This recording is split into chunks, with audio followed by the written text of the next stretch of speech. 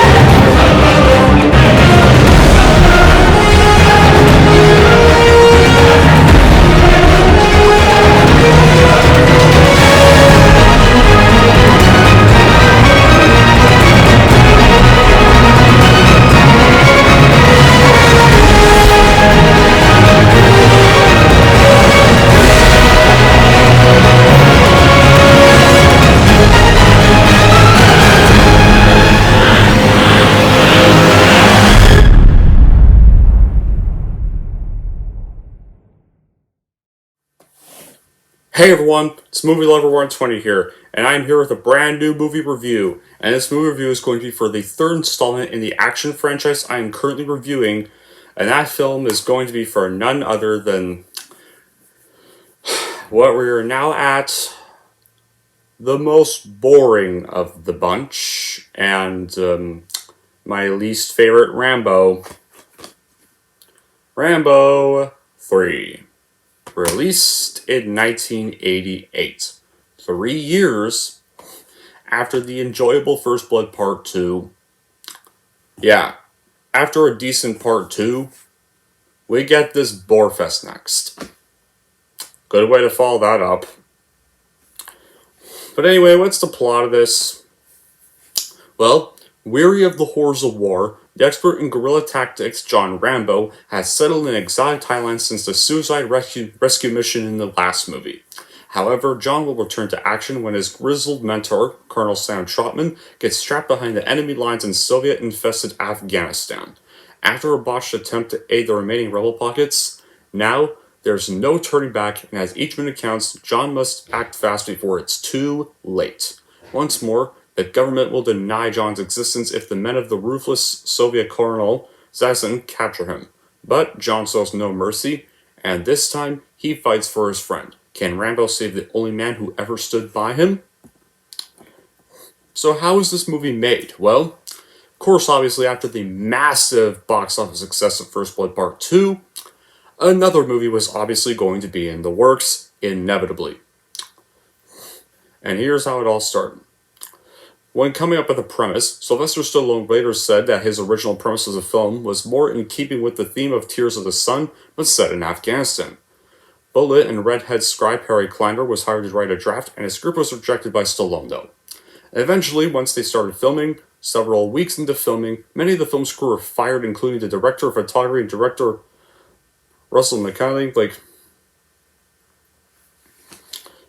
Yeah, seriously, there was, it's pretty much also had a pretty disastrous production.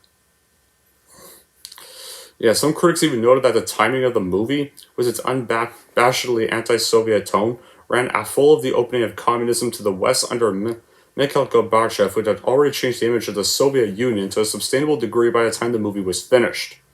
So this movie was released too late with a plot like this, and also had a bad production as well. But after the movie was filmed, Rambo 3 would go on to be released worldwide on May 25th, 1988. And while it made over $189 million worldwide at the box office, that wasn't really that great because this movie had a budget between $58 million and $63 million. So Rambo 3 is the most expensive film ever made at the time. And it didn't really make much of an impact in North America. While in North America it still made a bit more than First Blood, it wasn't really enough to save it. As for the reviews, well, like with First Blood Part 2, they were once again mixed by critics and pretty much mixed by audiences and fans of Rambo in general, as well. And some people consider this their least favorite, but there's also people who consider Last Blood their least favorite. As for my thoughts, yeah, I'm among the crowd that considers this their least favorite of the franchise. I bet a lot of you people were expecting to save that opinion for 5. Nope, sorry, that would no that branding of least favorite would go to this installment for sure. And you're gonna find out why it's my least favorite of the franchise. And you're probably because this movie feels way too comedic for a Rambo movie, and you're probably also thinking, but movie level 20, First Blood Part 2 was goofy and comedic, it was more sillier than the first one. Yeah, but it's still enjoyable. I mean, it's still a serious action movie. I mean, it still had some serious moments when it needed to be. What the hell is this? This movie doesn't even make sense. Like, he's barely even a war veteran in this movie for Colonel Love. Like, he's now...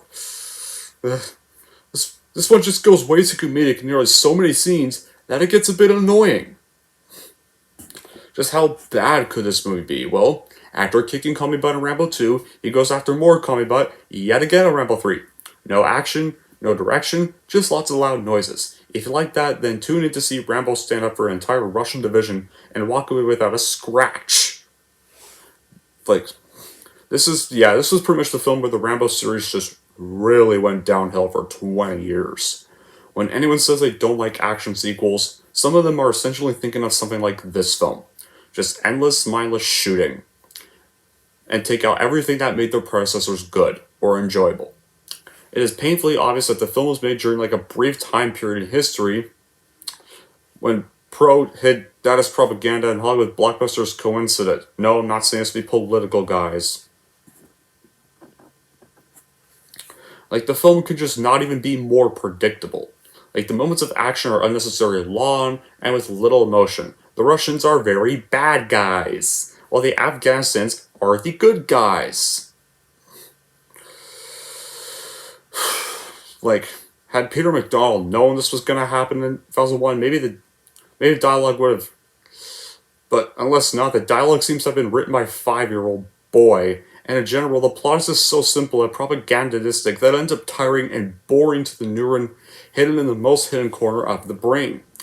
Not only that, the runtime for a Rambo movie, this film goes needlessly way too long for a Rambo film. Even though it really should not be this, even though it really should not have been this long at all. Like, this movie, like, runs at about 101 minutes. Rambo, First Blood Part 2, First Blood, Rambo 2008, and Rambo Last Blood are around 90 minutes long. They're in the 90-minute mark. We have a new character that doesn't even serve a purpose to the film named Robert. He's only in one scene, like, he's played by Kurtwood Smith, who plays Clarence Boddicker in RoboCop.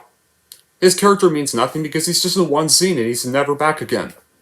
So what was the point of putting Kurtwood Smith in this movie if you're not even going to give him any scenes? That was it for him. There's also no heart in this movie. Like, the first 2 movies even had heart. The fourth one had heart. Like, the fourth one had emotions you can feel. You get none of that in this film at all whatsoever. Not only that, but Trotman, a tough soldier but also caring one and wanted two, is the one who needs to be saved, of all people. Nope. I'm sorry. Nobody's buying that. I'm not even buying that. The cinematography is still great. Like, when it comes to good qualities, like, the cinematography is still great, the action is still fun, in the rare times it is. Even if you know that the film's going to do nothing to serve character and story in a movie like this. Enjoying the action means you get something out of it. Not just loud noises. That's not epic. That's just annoying. But those positives alone can't make a movie like this great.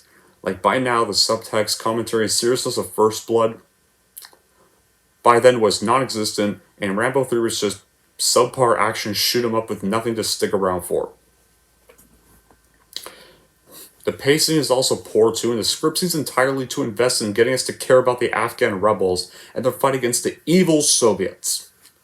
Aside from making this whole thing feel dated, even more so than the second even more dated than Rambo 2, it's like they forgot what people want to watch a Rambo movie for. If they had trimmed a lot of this stuff in the first half, the movie would have flowed better and could have made for a more effective actioner. A lot of dialogue is pretty corny too, and the best part of the movie is the cinematography from John Stanier, which is like way better than you would expect for a movie such as this.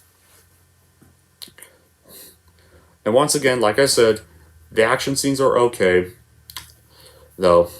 While Part 2 did them better, they're fine here. That's the film's only real merit. Stallone does look incredible and delivers his role well enough, but he does look a bit bored at times. Like, I think around at this rate, Stallone kind of seemed like he was getting a little too sick and tired of playing the character at this rate, and like, Crenna does his usual thing, speaks some like gibberish on occasion with some boring stories thrown in the mix. Like Cronenberg's performance felt kind of phoned in because, like Stallone with this movie, I think even like Richard Crenna was just getting tired of playing Trotman at this rate, and was just kind of just getting sick and tired of playing the franchise by the third film. You could kind of tell he was just kind of done with this series. Like, I don't know who plays the Russian villain in this, but he's really something else, and I don't mean that in a good way. But yeah, all in all, I try to sit through this one. Some people can say I like they add more depth, they add more character to Rambo, for those who try to defend this movie.